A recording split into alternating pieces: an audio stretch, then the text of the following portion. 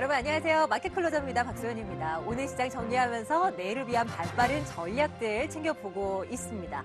자, 이번 주에 우리가 가장 주목하고 있는 이벤트는 아무래도 이번 주 후반에 있는 미국 트럼프 대통령 당선인의 취임식 아닐까 싶습니다. 이 자리에서 재정정책과 관련한 구체적인 내용들이 나오느냐, 여기에 이제 초점이 맞춰지고 있습니다.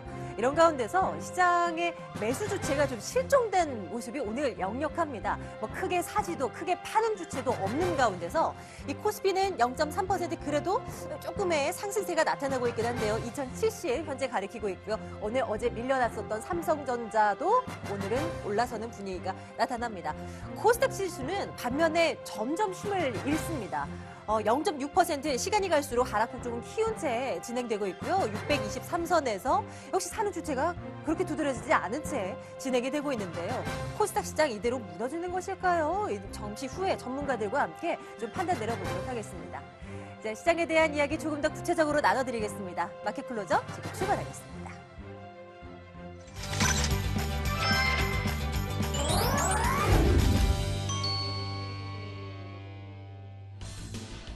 마감까지 이제 30분 남겨놓고 있습니다. 막판 기회 종목 점검해보죠. 이은혜 베테랑 전문가와 함께하겠습니다. 한발 빠른 선취매로 시세 분출 종목을 노려봅니다. MTN 힌트 장봉수 전문가 함께하겠습니다. 세력성 포착을 통한 주도주 단기 매매 규제입니다. 기움증권 투자 콘텐츠팀 윤종빈 부장과 함께하겠습니다. 요즘 같은 시장에서 큰 수익을 내다보기는 어렵습니다. 더도 말고 덜도 말고 우리 딱 5%만 잡아봅니다. 자, 이분들과 오늘도 함께하죠. MTN 힌트 장봉수 전문가와 함께하겠습니다. 전문가님 안녕하세요. 네, 안녕하십니까. 자, 오늘은 우리 어떤 종목 한번 눈여겨보면 좋겠습니까? 네, 오늘은 실적 턴어라운드를 넘어서 실적 가속도가 붙고 있는 기업인 대림산업입니다. 네, 실적이 위로 돌아선 거 이에 그치지 않게 조금 더 빠르게 개선되고 있다라는 포인트이신 거죠? 어떤 투자 포인트로 저희에게 설명을 좀 주실 건가요? 네, 현 시점에서 봤을 때 건설주를 언급하게 되는 이유에 대해서 좀 설명을 드려야 될 것 같은데요. 과거로 돌아가서 2015년도에는 화장품과 제약바이오를 대상으로 한 중소형주 위주의 시장이 지속되었습니다. 그런데 작년 2016년도에 보게 되면 이러한 흐름이 흐트러지면서 개별 종목장 흐름으로 돌아섰었는데요. 그런데 또 작년 하반기부터 보게 되면 외국인들 수급이 강해지면서 대형주로의 매기세가 쏠리는 상황입니다. 겉으로 보길 때는 중소형주에서 대형주로 옮겨지는 것으로 보여지는데요. 실질적으로 따지고 봤을 때는 성장주에서 가치주로 변화되는 트렌드가 뚜렷하게 느껴지는 시장 흐름입니다. 대체적으로 현재 중소형주 같은 경우는 밸류에이션이 높은 종목들이 포진해 있고, 예를 들어서 한미약품 경우에는 주가가 그만큼 하락했음에도 불구하고 PBR은 4배 이상 수준입니다. 대형주의 경우에는 대부분 밸류에이션이 낮은 종목들이 많이 분포되어 있는데요. 대형주는 특히 철강이나 은행, 기계 등의 섹터로 보게 되면 실적이 기존에 좋았거나 아니면 바닥을 찍고 돌아서거나 아니면 긍정적인 신호를 보내는 데 반해서 PBR 수준으로 보게 되면 1배 이하에 머무르는 상태입니다. 이러한 현상은 미국 금리 인상 기조가 확실해지면서 더욱 강하게 나타나고 있는데요. 앞으로 미국 금리 인상은 기정사실화된 것이고, 그리고 인상 속도가 실질적인 관심사이기 때문에 성장주보다는 가치주 위주로 변화되고 있는 시장 흐름은 더욱 가속화될 것으로 예상을 하고 있습니다. 자, 그러면 철강주의 경우에 이미 두각을 나타내고 있고 이미 움직이는 부분이기 때문에 혹여나 망설여진다면 다음 주자가 될 수 있는 부분에 집중을 해야 되는데, 다음 부분으로는 기계 또는 건설 섹터가 존재한다고 생각이 듭니다.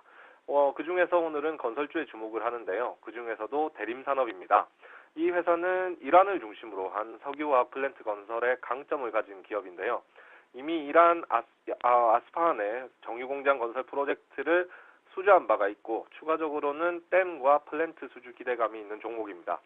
타 건설사와는 다르게 유화사업을 진행 중인 기업인데요.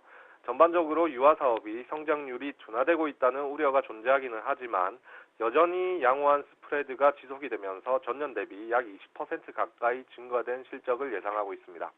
4분기 실적을 보게 되면 실적은 시장 기대치를 약간 하회할 것으로 전망되지만 전년도 실적 대비해서는 60%가량 성장한다는 점이 핵심이자 긍정적인 요소이고요. 2014년에 업황 악화로 인해서 영업이익과 당기순이익이 적자를 기록했었고, 이듬해인 2015년도에 보란듯이 흑자 전환을 완성을 했고, 그리고 2016년도 작년에는 마지막 4분기 실적 공개만 남은 상황에서 영업이익은 약 75% 증가, 당기순이익은 약 70% 증가할 것으로 예상되고 있습니다.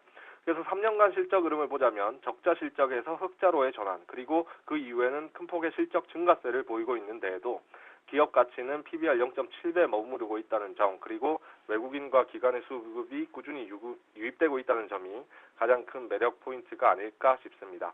그래서 접근은 이제 현재가로 접근을 하시기를 추천드리고요. 1차 목표가는 플러스 5%, 그리고 2차 목표가는 상단에 10만 5천 원을 제시해드리고 손절가는 마이너스 5% 제시해드리겠습니다.